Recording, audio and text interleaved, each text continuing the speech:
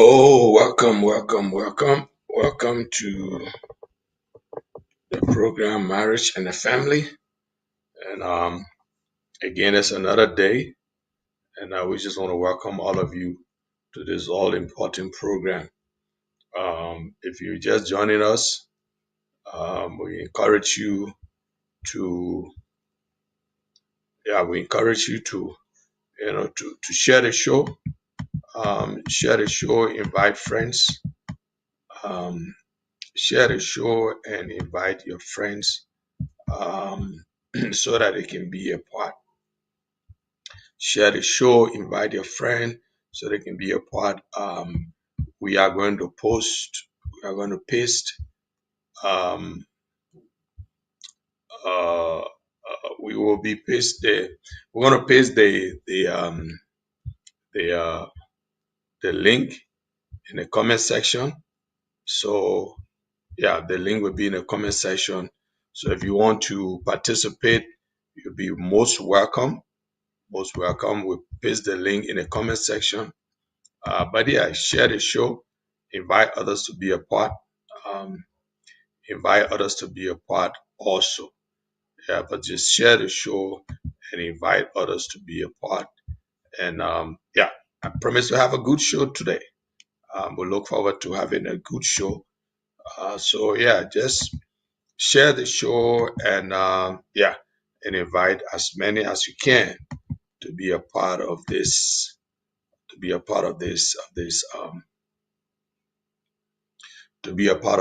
all important be a part of all this all important broadcast. To be a part of this all important broadcast. So share the show. Yep. And yeah, in a moment soon we will be with you. I'm just trying to set up a few things now, but we'll soon be with you right now in just a jiffy. I will be with you in just a jiffy. Yeah. So yeah, that's it. You can go ahead and share the show, yeah, so that together we can so we can have this all going together. Again, welcome. Invite friends, invite others to be a part of the show. Yep, invite many as you can. Yep, let them come. Let them be a part of the show. This is the program Marriage and the Family, and yeah, we will be able to just yeah. So today we will be looking at the topic we'll be treating today is complementary roles. Complementary roles.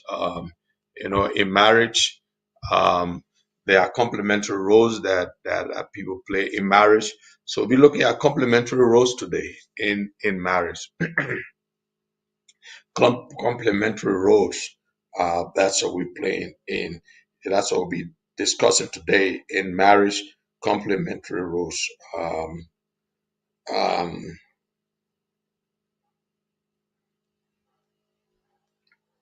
yep, complementary roles. And so yeah, if you want to be a part, you are most welcome.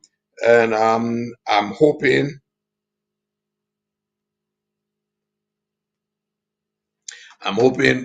if he has a chance, Brother Patrick will join me today if he has the time. If not, yeah, I definitely will be on Saturday. He will join me on Saturday. Yeah, so we're talking about complementary roles, and if we look in the scripture from Ephesians chapter 5, verse 22 to 23, 25. It read, wife, submit to your husband as to the Lord. Husband loves your wife. Jesus Christ loved the church and gave himself up for her. Just as Christ loved the church and gave himself up for her. From the very beginning, God created man and woman with equal but different function. God created man and woman with equal but different function. Equal but different function. Different function. If we read Genesis chapter 1, verse 27, Genesis chapter 1, verse 27. We read, so God created mankind in his own image. So God created mankind in his own image, male and female, he created them. He created mankind in his own image, both male and female. In other words, they were created equal. They were created with equal worth, equal value, but different function. Equal worth, equal value, but different function. Different function. Now, both are created image bearers of God. They both bear the image of God, man and woman. They both bear the image of God. Equally valuable in his eyes. So God doesn't see one less and another one higher. They're equally valuable in the sight of God because the both of them carry the created image of God. And so God sees man and woman equally valued. He sees man and woman equally valued. He sees them. He doesn't see one as, lesser than the other. No, he sees them as equally valued. But they were designed to fulfill different complementary roles in marriage. They were designed to fulfill different complementary roles in marriage. Different complementary roles in marriage. That's what they were designed to do, to fulfill different complementary roles in marriage. In marriage. Different complementary roles. And in the New Testament, Paul paints a beautiful picture in Ephesians chapter 5. Paul paints a very, very good picture in Ephesians chapter 5. A very beautiful picture Paul paints in Ephesians chapter 5. It says husbands are called to lead in love. Husbands are called to lead in love. Not with iron fist. No, not with iron fist. Husbands are called to lead in love, not with iron fist, but with the self-sacrificing heart of Christ. They're called to lead in love, not with iron fist, but with the self-sacrificing love of Christ, or self-sacrificing heart of Christ. Now, his leadership means he takes initiative. The man's leadership means the man takes initiative to protect, to provide, and to guide spiritually. That's the role. That's the role. So the man has been called to take the role. To take the role. Just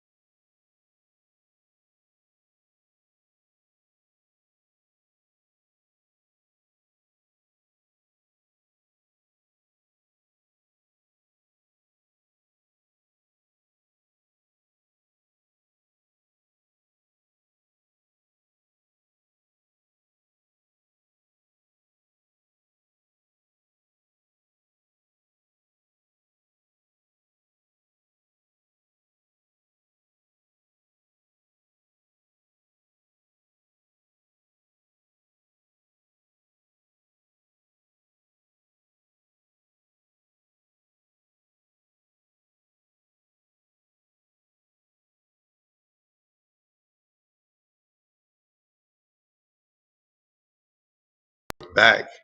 Yeah. So the man has to play a sacrificial role.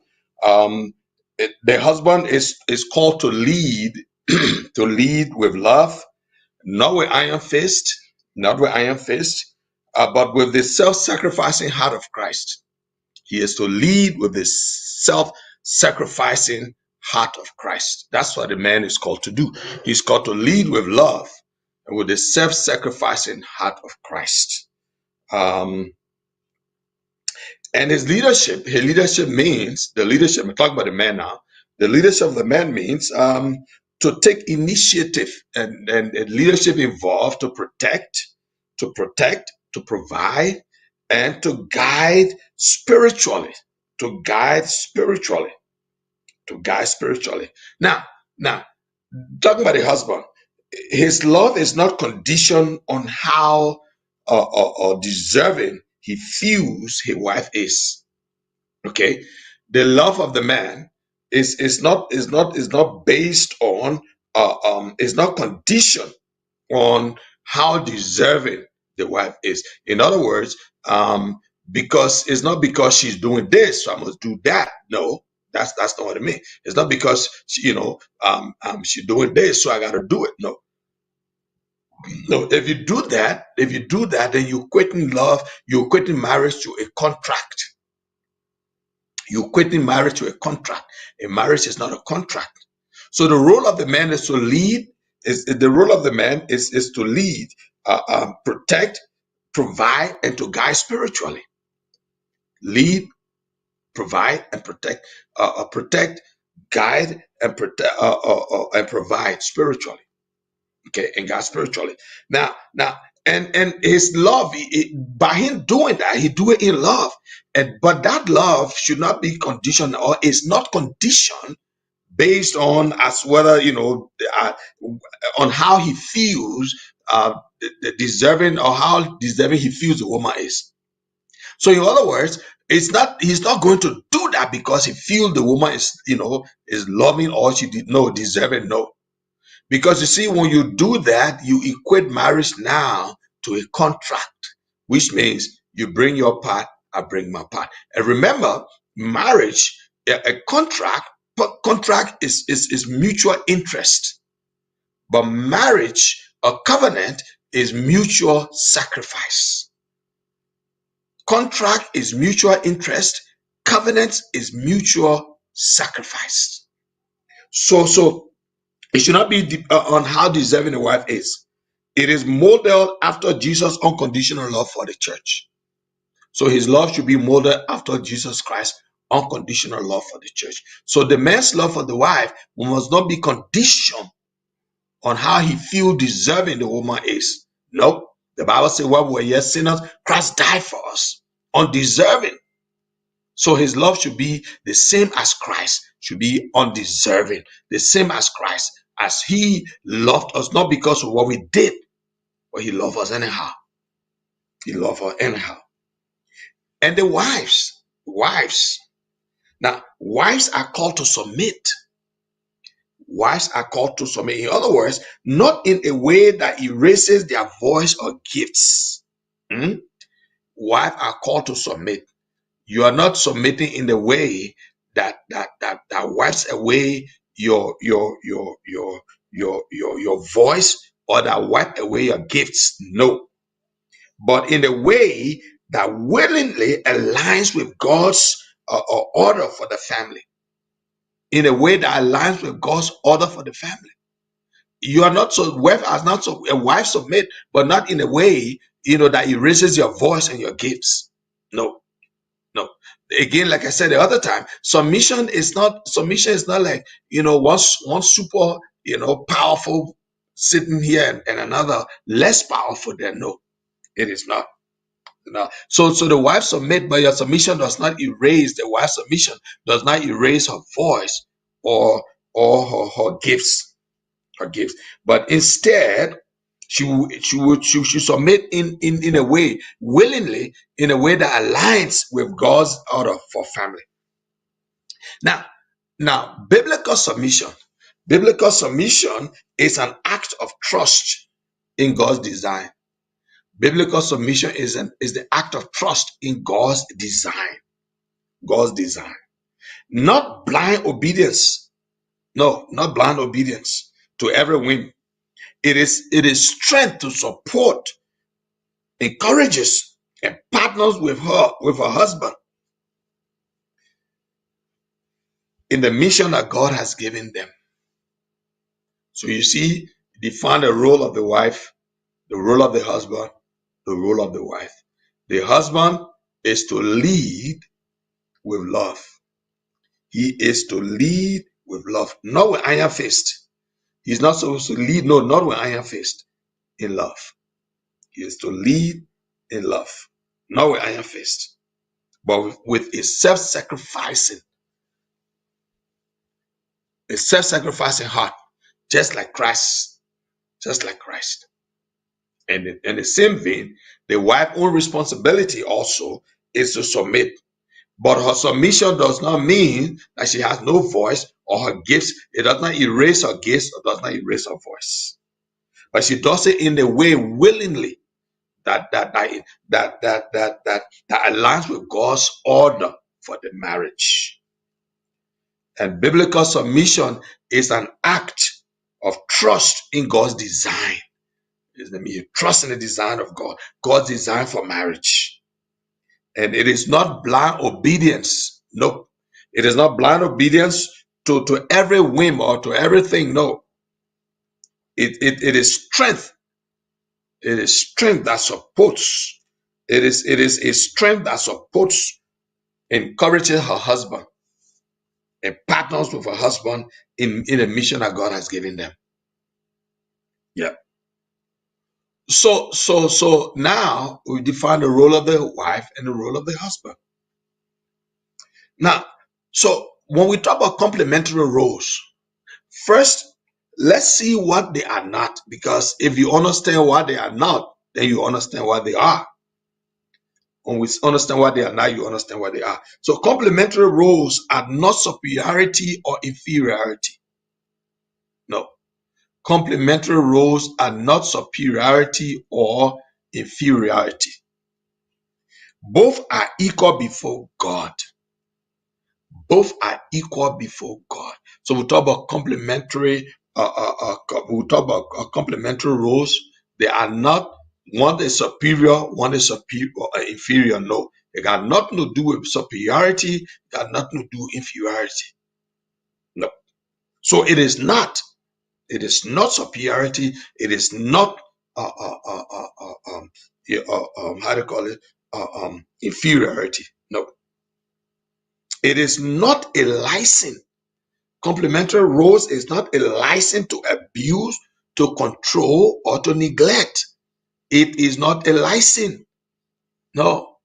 Complementary roles is not a license to abuse, to control, or to neglect. No, it is not a license. It is not a license. It is not a license. You see, love and respect are mutual. Love and respect are mutual. Ephesians 5:21. Love and respect are mutual.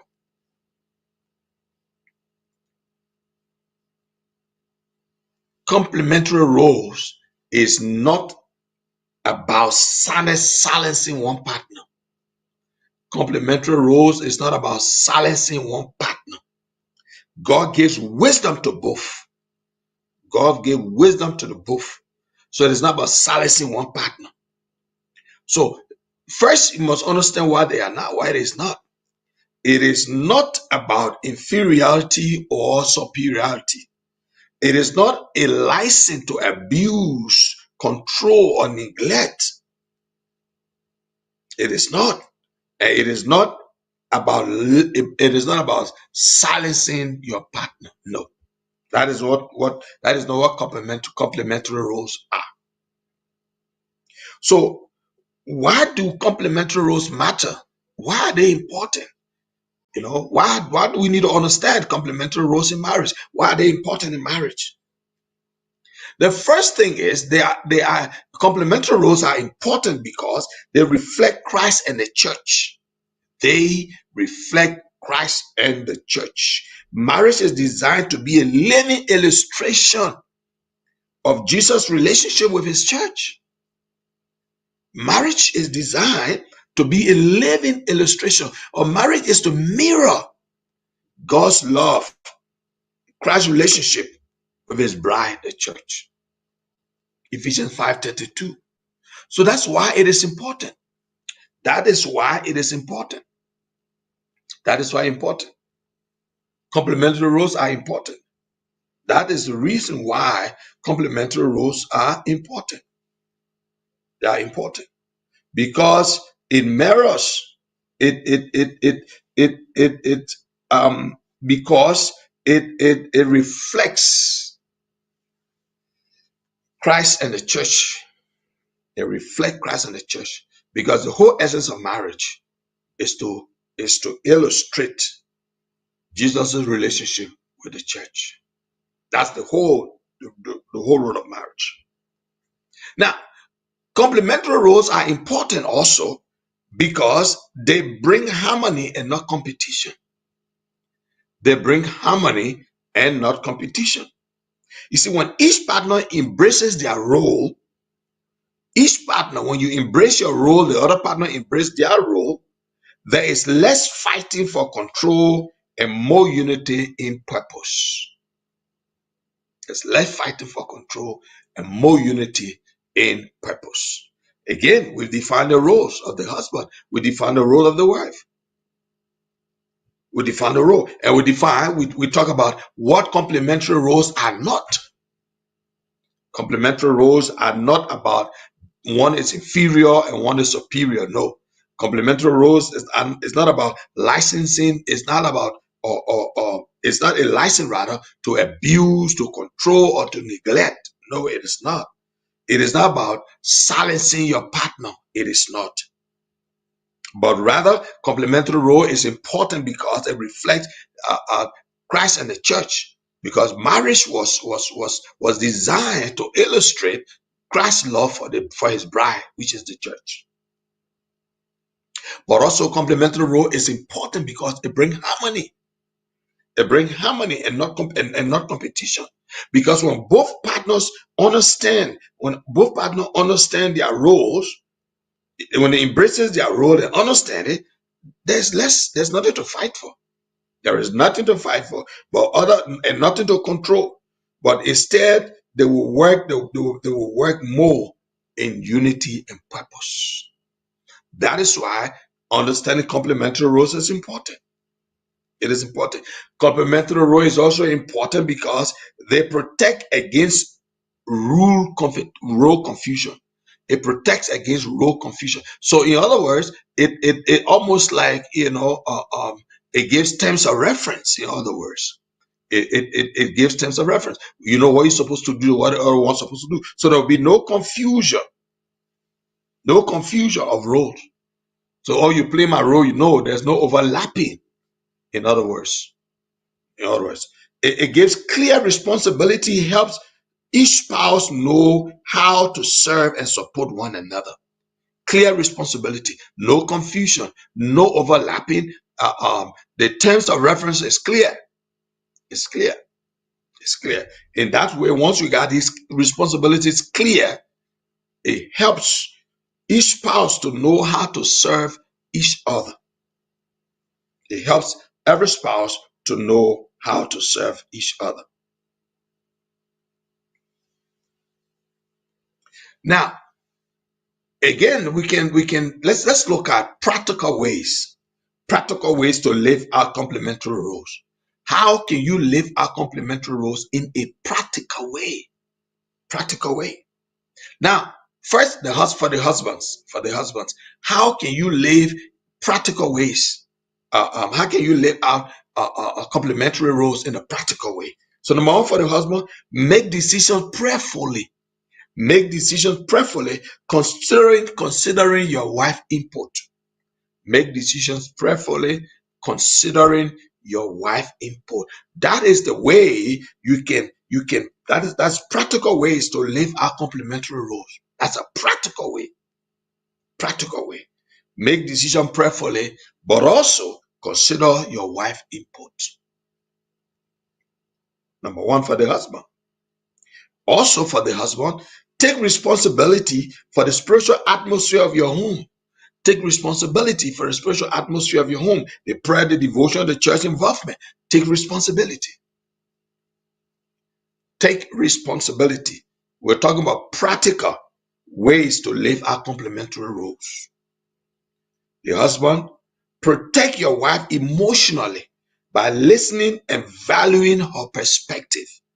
Protect your wife emotionally by listening and valuing her perspective. Don't brush everything she says, you brush her off. Brush her off. Listen. Listen.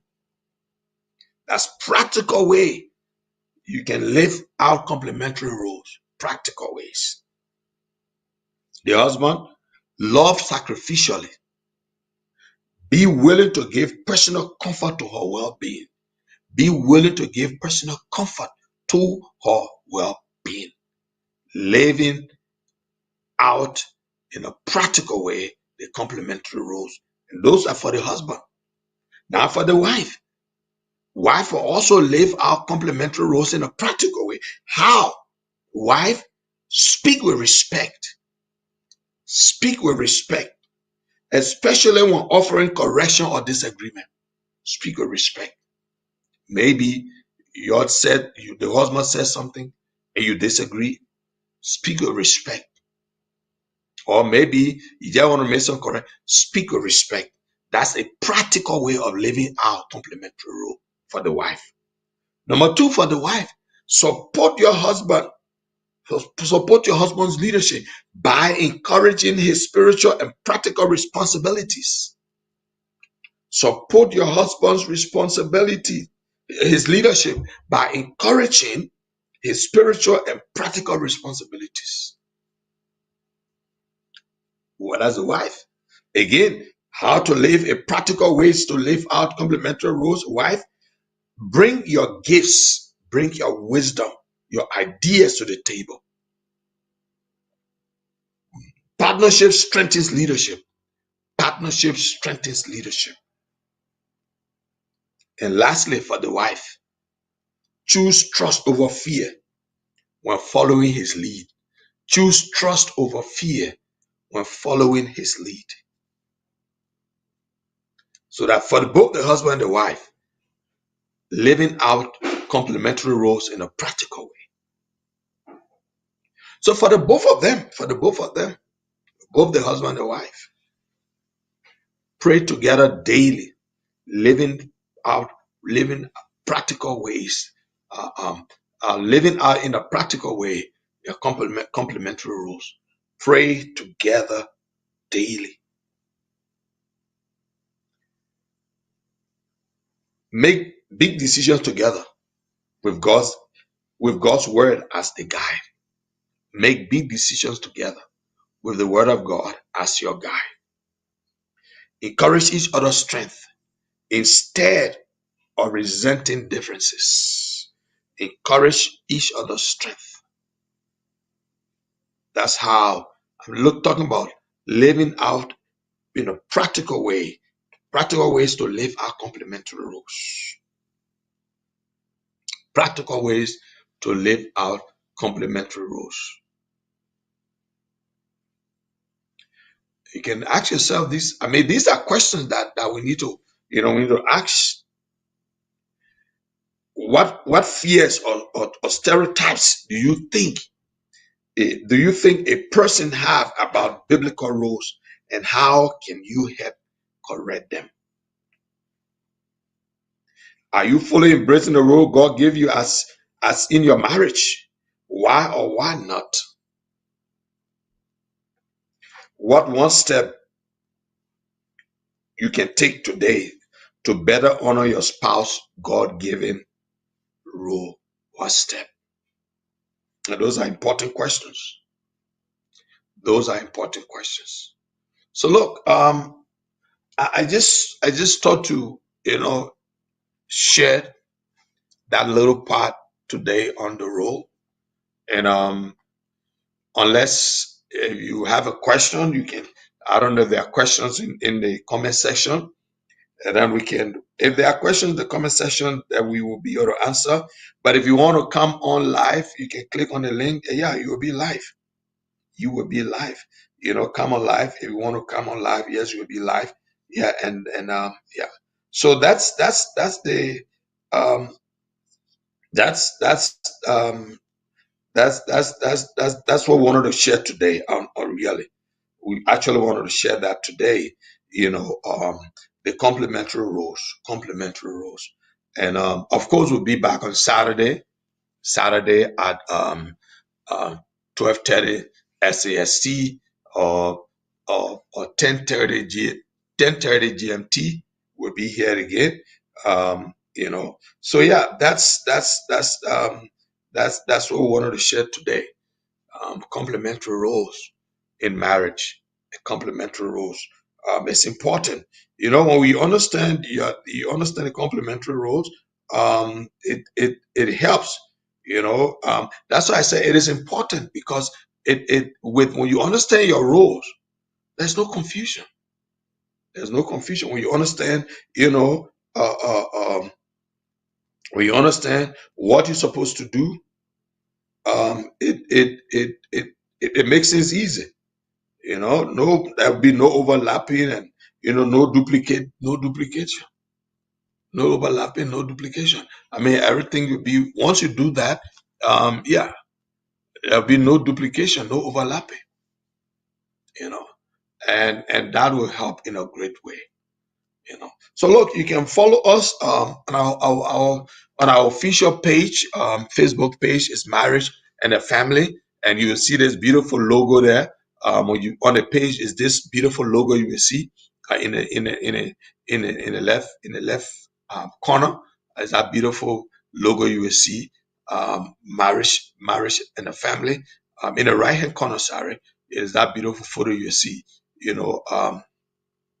Marriage and the Family. So go there, like us, follow us on that page. We committed to this. I will always be here every time to bring you, you know, some tips as it relates to marriage, because want to help as much as we can. Give We don't have all the answers, but whatever God provides, we share it so that marriages can be strengthened. So that's what I wanted to share just briefly, and so I want to say thank you for listening. And I will be here Saturday. We'll be here Saturday for 14. Brother Patrick will be here, and so we'll be here on a full time. Um, so until Saturday, I wish you a wonderful, wonderful evening. Share the show, invite others, go on our page on our page, Marriage in the Family. Like the page and follow us there for more interactions. God bless you so much. Have a wonderful day.